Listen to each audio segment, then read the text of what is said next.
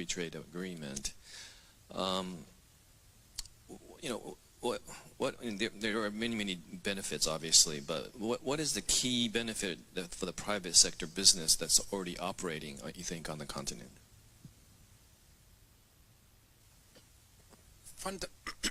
Fundamentally, there are three issues that the full implementation of the Africa Continental Free Trade Area will unlock.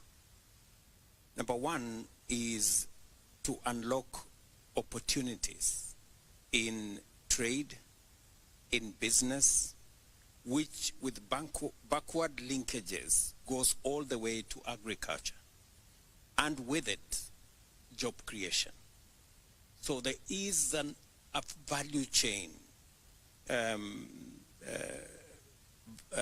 value chain benefit from productivity through agro-processing that creates jobs and creates value, to SMEs that then participate in markets and trade and business.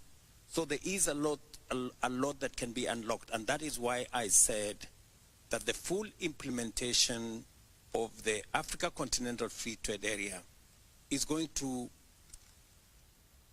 add additional income of up to $450 billion and has the potential to lift up to 30 million Africans out of poverty in the following manner.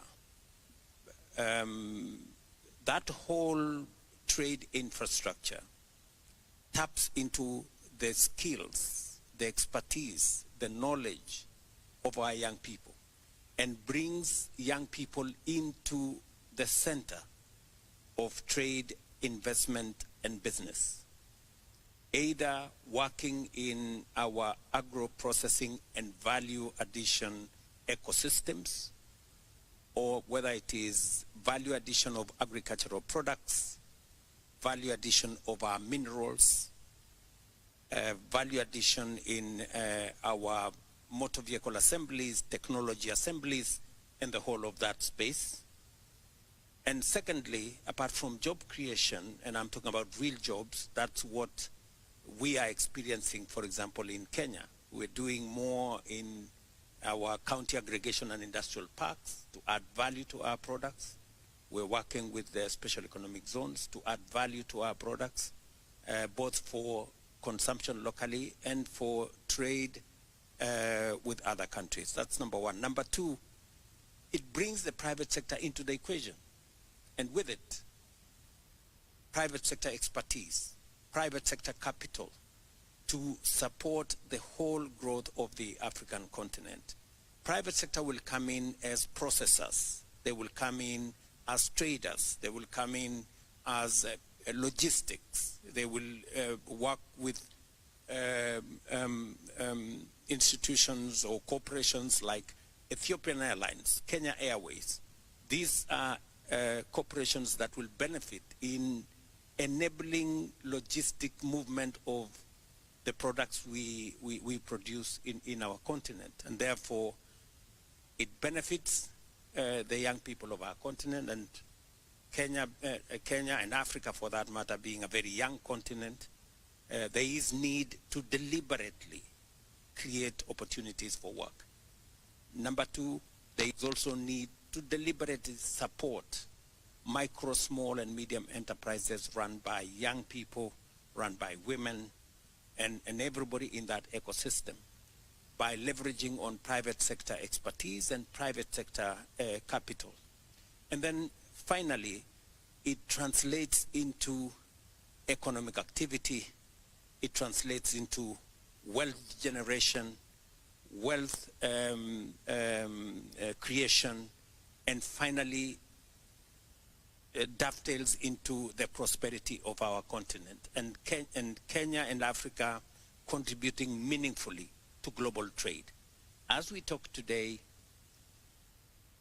Africa contributes only 3% of global trade. Yet we have 1.4 billion people. That is not commensurate with what our wealth and our contribution should be. And therefore, the full implementation of the Africa Continental Free Trade Area holds a special place in job creation, in driving our micro, small, and medium enterprise ecosystem, in creating wealth, and in eventually making Africa prosperous. And that is why we are invested in making sure it works. In November this year, in Angola, we will be discussing the reform of the Africa Union to be a fit-for-purpose organization. My colleagues, African heads of state and government, chose me as the champion for the reform of these institutions. And we are aligning our institutions so that they better serve our continent, our young continent, to better serve the young people that we have in our continent. And therefore, we are focused on making sure that working with partners like Japan and other partners, and as I told you, we will not only be having this conversation with Japan, we will be having this conversation with the US, we will be having this conversation with the EU, because we believe there is value that Africa can bring into the equation.